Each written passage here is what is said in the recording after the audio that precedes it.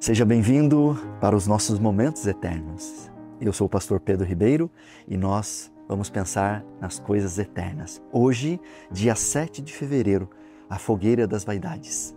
A Fogueira das Vaidades, ocorrida em Florença em 7 de fevereiro de 1947, é um evento histórico ligado à figura de um camarada chamado Girolamo Savonara, um frade dominiciano que pregava contra o que considerava ser excessos e corrupção da igreja e da sociedade da época.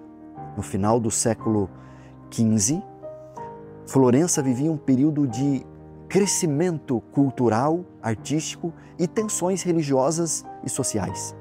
Savonarola, com seus sermões inflamados e apocalípticos, ele ganhou influência, criticando o luxo, a vaidade e os costumes da época, inclusive do Papa. Em 7 de fevereiro de 1947, ele e seus seguidores organizaram a chamada Fogueira das Vaidades. Milhares de objetos considerados símbolos do pecado e tentação foram queimados em praça pública. Obras de arte, livros imorais, cosméticos, roupas luxuosas, espelhos, instrumentos musicais foram queimados. A intenção era promover uma purificação moral e um retorno aos valores cristãos. Suas críticas ao Papa o levaram à morte e ele foi executado, enforcado e queimado.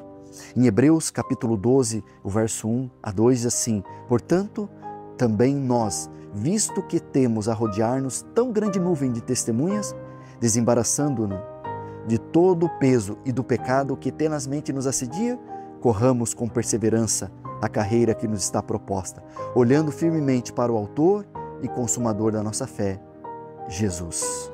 A analogia aqui de jogar na fogueira objetos que nos afastam de Deus é uma metáfora para o arrependimento e busca para uma vida alinhada com os princípios de Deus. O que você precisa jogar fora hoje?